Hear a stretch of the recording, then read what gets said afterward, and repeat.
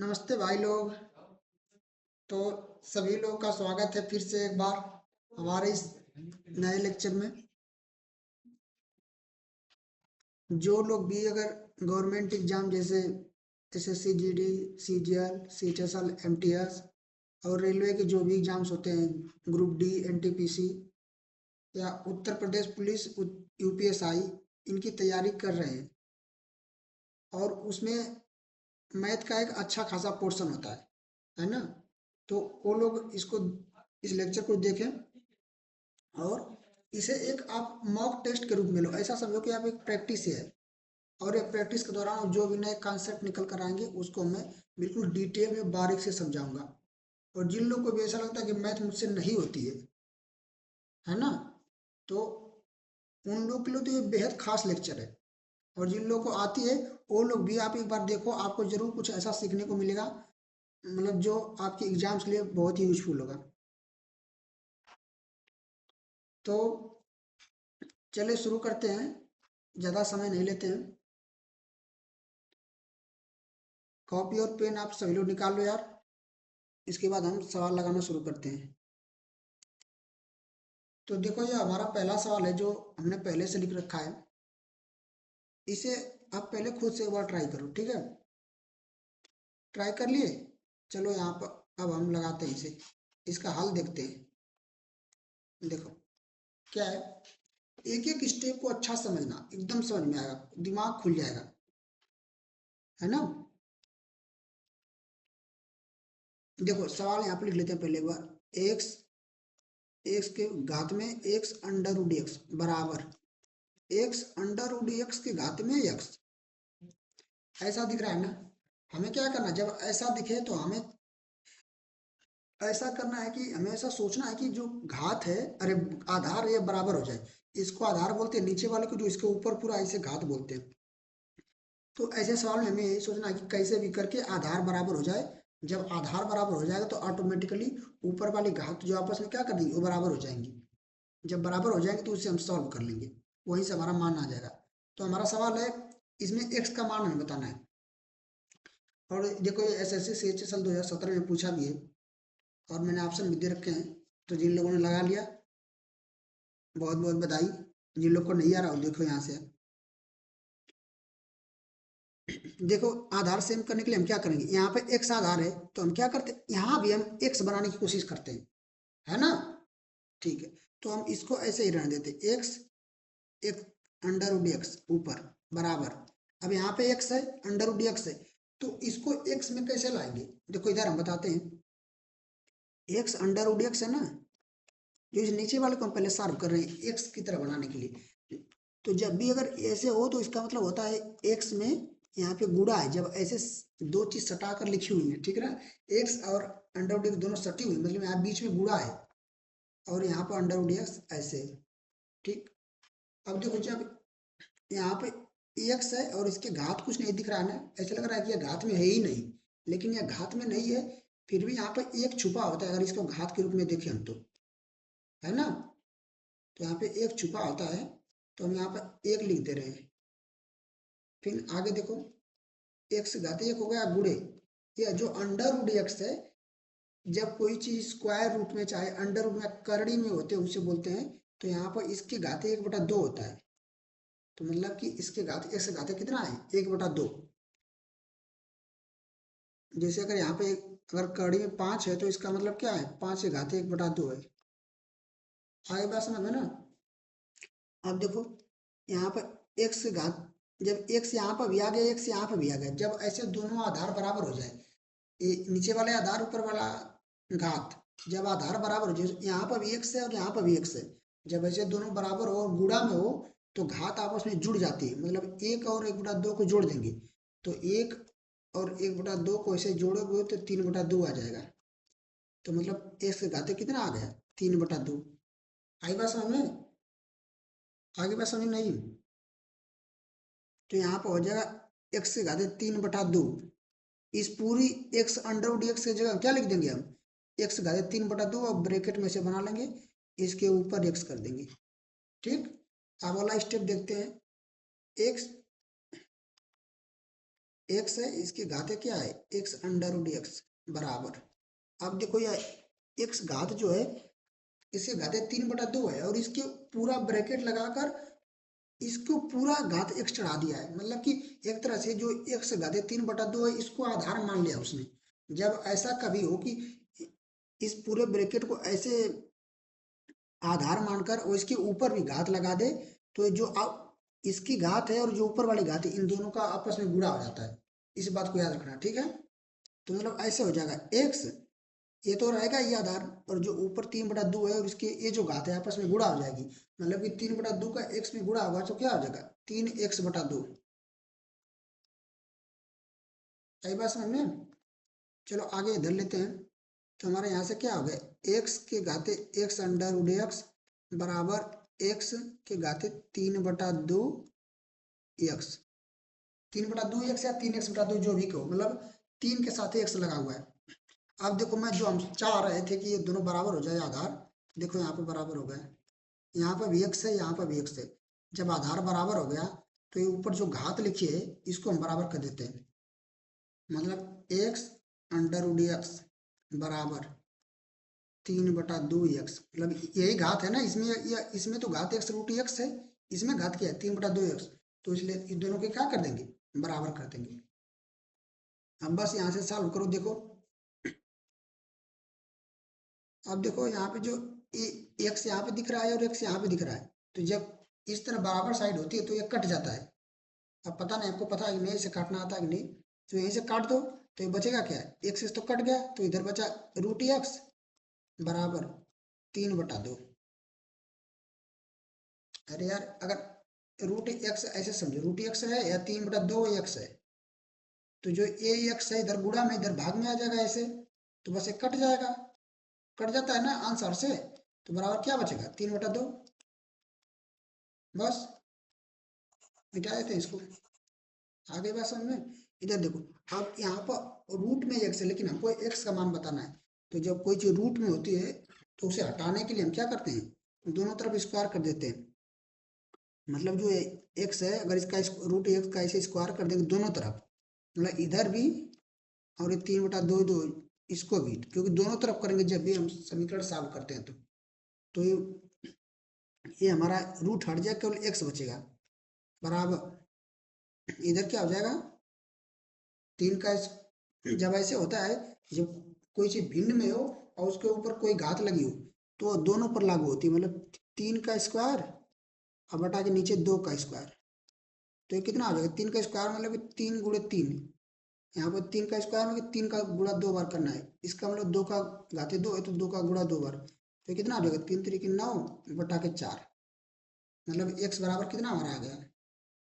9/4। यही हमारा आंसर होगा। आई बात समझ में। तो कौन सा ऑप्शन सही है 9/4 डी वाला। तो कितने लोग को एकदम सवाल अच्छे से समझ में आ गया। तो देखो यार यहाँ पर अच्छे अच्छे कॉन्सेप्ट जो थे मैंने यहाँ पर लिख देता हूँ, कॉन्सेप्ट जो यहाँ पे यूज हुए हैं। एक तो कॉन्सेप्ट ये है कि अगर कोई संख्या ऐसे मान लो कोई संख्या है 5, तो इसका मतलब इसके घाते 1 होता है, इसको याद रखो। दूसरा कॉन्सेप्ट अगर कोई संख्या ऐसे रूट में 5 लिखी हुई है तो इसका मतलब होता है इसके 5 के घाते 1/2 है, और इसका उल्टा भी सत्य है, ये भी समझो कि अगर 5 घाते 1/2 लिखा है कहीं तो उसको ऐसे भी लिख सकते हैं। एक कॉन्सेप्ट हो गया, अगर ऐसे कहीं और लिखा है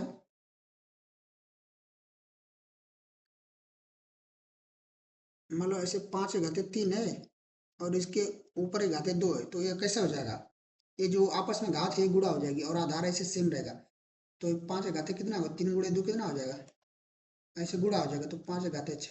एक तो ये कॉन्सेप्ट यूज हुआ है। और कोई संख्या ऐसे अगर रूट में है, रूट में मान लो 6 है, इसका स्क्वायर कर दोगे तो ये रूट हट जाता है 6 हो जाएगा। कैसे होगा क्योंकि देखो ये रूट जो है इसको 6 के घाते 1/2 लिख देंगे ना, अब इसके 6 को केवल 1/2 हम लिख रहे हैं, ऐसा तो लिख देते जैसे रूट को 5 को ऐसे मैंने लिखा है 5 घाते 1/2, वो ऐसे रूट 6 को मैं 6 के घाते 1/2 लिख दूंगा। अब इसके ऊपर एक घाते क्या है 2, इसको तो आपने कुछ नहीं किया है। अब अभी जो ये नियम बताया कि जब ऐसे घात में हो दोनों 2 घात हो तो आपस में ऐसे गुणा हो जाएंगे, और ऐसे ब्रैकेट ब्रैकेट होना चाहिए भाई, ये बस इस बात को याद रखना। मतलब कोष्टक ऐसे, तो इन दोनों का गुणा हो जाएगा तो क्या हो जाएगा, 6 के घाते 1/2 गुणे 2। अब यहाँ से 2 से 2 कट गया तो 6 के घाते 1 आ गया यहाँ ऊपर, तो 6 के घाते 1 का मान क्या आ जाएगा, 6। तो इसलिए डायरेक्ट यहाँ पे याद रखो कि अगर कोई अंडर रूट में है तो उसे घात स्क्वायर कर दोगे तो वही आ जाएगा।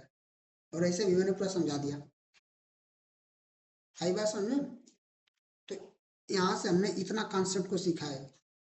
अगर किसी चीज को आप बार बार याद रखोगे ना तो यही सवाल बार बार घूम फिर के आते हैं। सवाल से कॉन्सेप्ट को समझना सीखो। तो जिन लोगों ने अगर लगा दिया था अपने से यार, उन लोगों को बहुत बहुत बधाई। और जिन लोगों को नहीं पता था, अपने से नहीं लगा पाए, तो उनको सीखने को मिला होगा कि कैसे मतलब सवाल लग रहे हैं, है ना। ऐसे ही सवाल आते हैं। देखो ये एसएससी सीएचएस में पूछा भी हुआ है ना। तो ऐसा नहीं कि मतलब बहुत कठिन सवाल आते हैं, बहुत सरल आते हैं, ठीक आते हैं जो भी आते हैं, है ना। अगला सवाल हम देखते हैं। दूसरा है ना, दूसरा क्या है, दूसरा सवाल दिया देखो, a+b√3 का स्क्वायर बराबर 52 प्लस 30√3। ये हमें है ना, ये सवाल में दिया है। और बोल रहा है कि जहाँ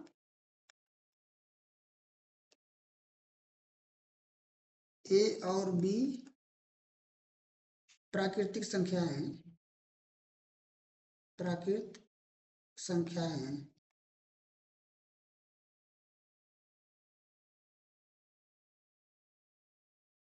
तो a+b का मान बताओ। a+b का a+b बराबर है, मतलब वही मान बताना है। a+b बराबर क्या होगा, क्वेश्चन मार्क दे दिया ऐसे। मैं ऑप्शन यहाँ पे देता हूँ, आप लोग को ट्राई करो एक बार। ऑप्शन क्या है, 9 7 8 10, 9 7 8 10। ट्राई करो, देखो कैसे होगा।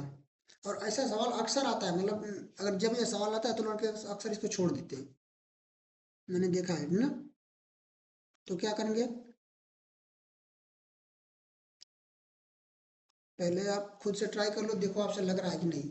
अगर नहीं लग रहा है तो देखो ध्यान से आप। देखो इसको हम कैसे सॉल्व करते हैं, पहले इसको दिमाग में रखें कि लगेगा कैसे। पहले इसको लिख लेते हैं, सवाल को जो दिया है, a+b√3 का स्क्वायर बराबर 52 + 30√3, यही दिया ना। अब जो भी हमने पिछले सवाल में कॉन्सेप्ट यूज किया था उसको तो आप दिमाग में रखो ही, है ना, उसको जाने मत दो। अब देखो a+b√3 का स्क्वायर, यहाँ से तो हमको कुछ पता नहीं चल रहा है क्या होगा, लेकिन यहाँ से कोई संख्या दी गई तो इसमें हम कुछ कर सकते हैं, है ना। और जब ये स्क्वायर के रूप में है, तो हम चाह रहे हैं कि अगर ये भी स्क्वायर के रूप में हो जाए तो मतलब ये दोनों बराबर हो जाएंगी। जब ये बी स्क्वायर और बी स्क्वायर बराबर हो जाएंगे तो हम इसके जो इसका आधार है और इसका आधार आपस में क्या कर देंगे, बराबर कर देंगे। अरे बात समझ में। जब जैसे मैंने जो सवाल बताया था पिछले में कि जब आधार बराबर हो जाए तो घात बराबर हो जाती है ना। तो उसी तरह जब कोई ऐसी संख्या है जो आपस में दोनों बराबर हैं और वो घात और आधार के रूप में दी गई है, अगर उनका घात बराबर हो जाए तो आधार भी बराबर हो जाता है। ठीक है, जैसे अगर नहीं समझा, मैं आप समझाता हूँ। जैसे अगर यहाँ दिया है 3 के घाते 2, और यहाँ पे मैं लिख दूँ कि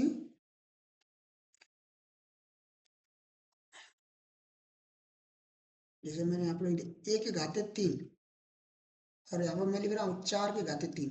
अब देखो यहाँ पे क्या हो रहा है कि ये जो घात है बराबर है, जब ऐसे घात बराबर हो जाए तो ऑटोमेटिकली ये जो आधार है ये भी बराबर हो जाएगा। जब इसे बराबर के रूप में दिया है तो a = 4 आ जाएगा। ये मैं समझाना चाह रहा हूँ। तो मतलब एक तरह से हम जो ये संख्या है इसको आधा घात 2 के रूप में हम बदलेंगे। मतलब ये जो पूरी संख्या दी गई है इसको कैसे करके स्क्वायर करेंगे, मतलब स्क्वायर के रूप में बनाएंगे। ठीक है, समझ रहे हो मैं क्या आपको सोचना सिखा रहा हूँ कि कैसे सवाल लगेगा। तो कोई चीज स्क्वायर का मतलब कि वो फार्मूला बन जाए, अगर a+b का स्क्वायर तो भी स्क्वायर हो जाएगा, तो ऐसा सोचते हैं, है ना। तो ए प्लस बी का फार्मूला कैसे होता है, किसी को पता है ए प्लस बी का फार्मूला? देखो अगर ये जो संख्या लिखी गई है, अगर इसको ए प्लस बी ऐसे ए प्लस बी, चाहे जो भी बोलो एक्स प्लस वाई जो तुम्हारे दिमाग में आ रहा है, क्योंकि ए प्लस बी पहले से दे रखा है तो मैं ए प्लस बी नहीं ले रहा हूँ। एक्स प्लस वाई का स्क्वायर, अगर इसके रूप में हम इस संख्या को लिख दें, मतलब ये दो संख्या के जोड़ के स्क्वायर के रूप में, तो देखो यहाँ पर भी दो और यहाँ पर भी दो, जब ऐसे दोनों घात बराबर हो जाएगी तो ये आपस में ऑटोमेटिकली बराबर हो जाएगी। तो यहाँ से हम ए और बी के मान निकालेंगे तुलना करके, ठीक है। हाँ, तो हमें इसके लिए पहले फार्मूला पता होना चाहिए कि होता क्या है। तो फार्मूला जो होता है स्क्वायर वाला, एक्स प्लस वाई का स्क्वायर फार्मूला क्या होता है, x square plus y square plus 2xy, चाहे जो भी हो, ए प्लस बी होगा तो A square plus B square plus 2ab, ऐसे लिखा है तो ये होगा, है ना। तो बस अब इसी को हमको इसके रूप में बदलना है। तो 52 प्लस, पहले इसको उठाते हैं पूरा अच्छा से, इसका पोस्टमार्टम करते हैं। 52 प्लस 30 और √3। अब जो यह देखो कि एक्स वाई स्क्वायर और प्लस 2xy, अगर ये दोनों जो जब भी आएंगे ये दोनों हमेशा धनात्मक ही रहेंगे, क्योंकि जो स्क्वायर होता है कभी तो ऋणात्मक तो होता नहीं है ना। तो मतलब इन दोनों को जोड़कर ये 52 बना होगा। यह सोचो कि ये जो कुछ भी आया होगा, कोई संख्या होगी, तो इन दोनों को जोड़ने पर ये 52 आया होगा। और जो 30 प्लस √3 है, यह समझो कि 2xy की जगह रखा है, ठीक है।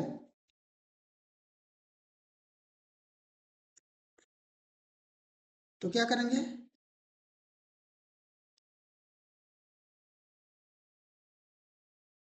इसको 30√3, जो 30√3 है, इसको हम पहले सोच रहे हैं कि इसको हम बांटे, मतलब जब यहाँ से क्योंकि इसमें एक्स वाई छुपा हुआ है और इसके साथ 2 है, तो मतलब यहाँ पर अगर 2 इसे छुपा हुआ है, इस 30 में गुणा है, 30√3 में 2 का गुणा है, तो 19, तो जब एक्स वाई पता लग जाएगा तो 19 तो ये x square plus y square बनेगा। आ रही बात समझे?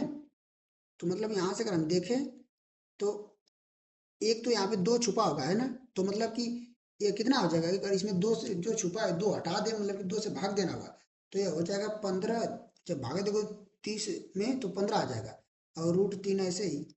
थोड़ा देखो डिफिकल्ट हो रहा है लेकिन समझो। तो ये 15√3 हो गया। अब हमको एक तरह से देखो तो ये क्या बच गया, एक्स वाई बच गया, मतलब कि एक्स और वाई दोनों का ये गुणा है 15√3, है ना। तो दो संख्या अगर मैं सोच पा रहा हूँ तो एक 3 लेता हूँ, एक 5 लेता हूँ, मतलब एक 3 और 5, या तो ऐसे, और √3 भी तो लेना है, मतलब 5√3 को एक संख्या ले ले, या तो 3 ऐसे ले ले, या तो ऐसे भी ले सकते हैं कि 3√3 और गुणे 5, तब जाकर ये दोनों गुणा आएगा उसके बराबर। तो या तो यह संख्या होगी, या तो ये वाली नीचे वाली, है ना।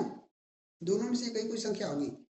तो लेकिन इसके लिए यह जो आगे वाला है, इसको हम मुद्दा बनाएंगे कैसे, क्योंकि जब इन दोनों का स्क्वायर करके जोड़ेंगे तो 52 भी तो आना चाहिए। तो इन दोनों संख्याओं में स्क्वायर करके इन दोनों का जोड़ो, और जिसमें 52 आ रहा है वही संख्या हमारी होगी। तो हम पहले इसको जोड़ते हैं, 3 वाले को इधर ले ले चलें। जो हमारे पेयर बने थे, क्या पेयर थे, जो पेयर थे हमारे एक्स वाई के, ऐसे समझो। एक तो 3√3 गुणे 5 था, और एक क्या था, 5√3 गुणे 5, 3, मतलब दो संख्या थी, एक 3√3, एक 5, एक 5√3 और एक 3, है ना यही। तो हम क्या करते हैं, पहले इसका स्क्वायर करते ले, हमको 52 लाना है, जिसमें 52 आ जाएगा वही हमारा सही होगा। तो इसको स्क्वायर करेंगे हम, 3√3 का स्क्वायर और प्लस 5 का स्क्वायर, मतलब x square plus y square को जोड़ेंगे तो हमारा 52 आना चाहिए। तो इसको हम जोड़ रहे हैं, तो इसको जब जोड़ेंगे गुणा करके, तो ये 3 कितना हो जाएगा, 3√3 क्या हो जाएगा, तो पहले 3 का स्क्वायर होगा 9, और जो √3 का स्क्वायर होगा, देखो एक तो इसका स्क्वायर होगा 3 का, जो √3 इसका स्क्वायर, तो जब √3 का स्क्वायर होगा तो रूट हटेगा, बस 3 बचेगा। बात समझ में आई। प्लस जब 5 का स्क्वायर करोगे तो 5 का गुणा 2 बार मतलब 25 आ जाएगा। अब इसको जोड़ो, 9 3 27 प्लस 25 कितना आ गया, 7 5 12 और 2 2 4 1 5, मतलब 52। देखो ये 52 इससे आ गया, मतलब ये पेयर सही है। अब इसको भी चेक करके तुम देखो, जो 5√3 × 3 है, देखो ये गलत आएगा, ये 52 नहीं आएगा। इसको देखते हैं, 5√3 का स्क्वायर प्लस 3 का स्क्वायर। इसको देखो, जैसे मैंने इसको किया था, कितना हो जाएगा ये? 5 का 25, 5 का स्क्वायर करोगे 25 आएगा। √3 जो है इसका स्क्वायर करोगे तो मतलब 25, √3 से केवल रूट हटेगा तो 3 ही रहेगा, प्लस 3 का स्क्वायर करो, 3×3 = 9, तो जोड़ोगे तो ये 25 दिया कितना हो जाएगा, गुणा करना 75 प्लस 9, 75 9 जोड़ोगे 84 आएगा। देखो ये 84 आ रहा है, ये 52, हमको 52 चाहिए इतना, क्योंकि सवाल में 52 यहाँ पे दिया है। इसलिए मतलब ये वाला पेयर क्या हो गया, गलत हो गया। हमको कौन सा पेयर लेना है, ये वाला, पहले वाला। 3√3 और 5, मतलब कि एक्स वाई की जगह कितना है, 3√3। यहाँ पे देखो एक्स की जगह कितना हो गया, 3√3, और वाई की जगह 5।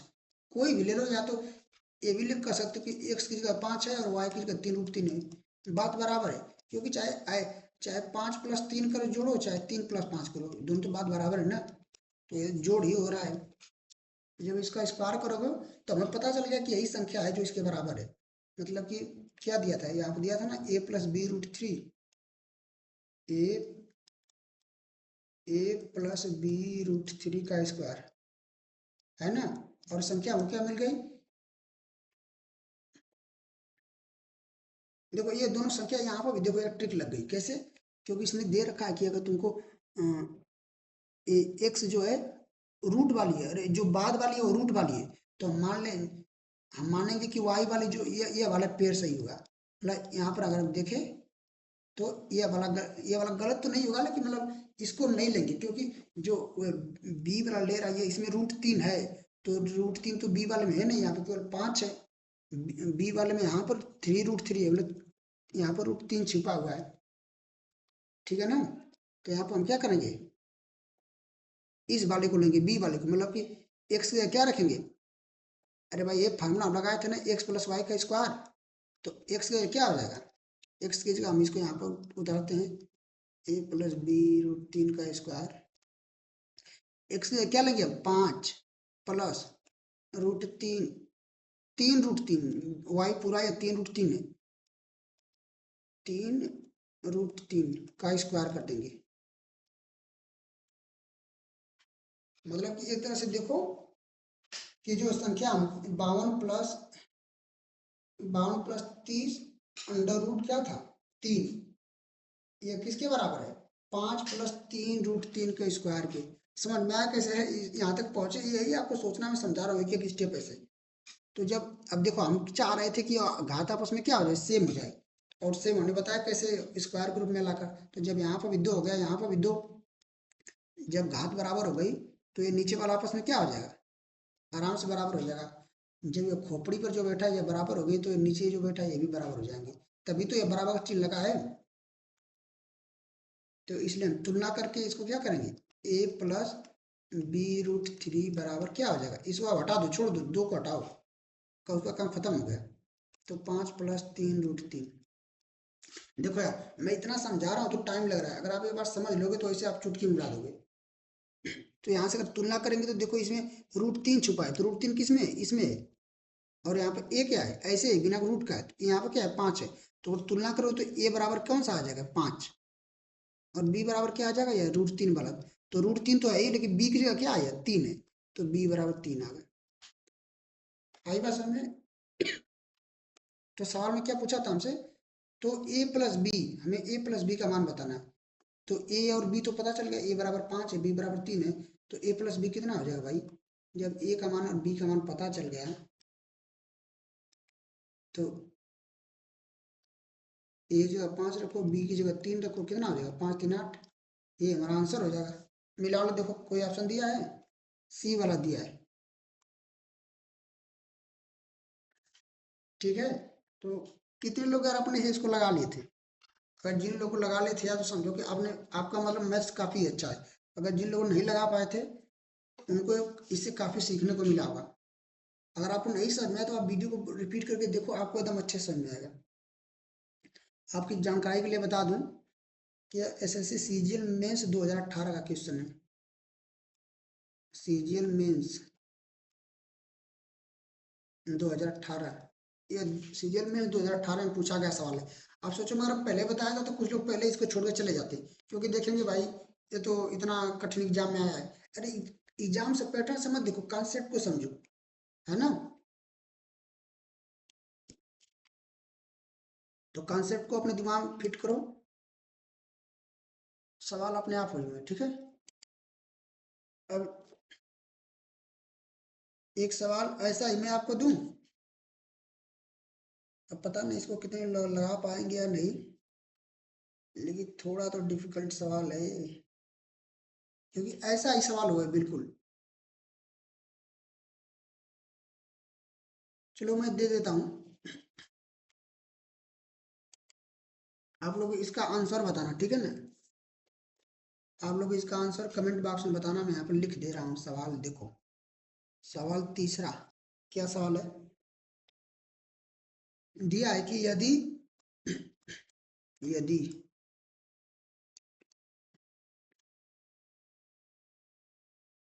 10 कड़ी में 10, फिर उसके अंदर क्या दिया है, -2 कड़ी में 21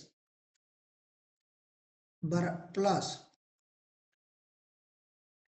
कड़ी में 8 प्लस 2 कड़ी में 15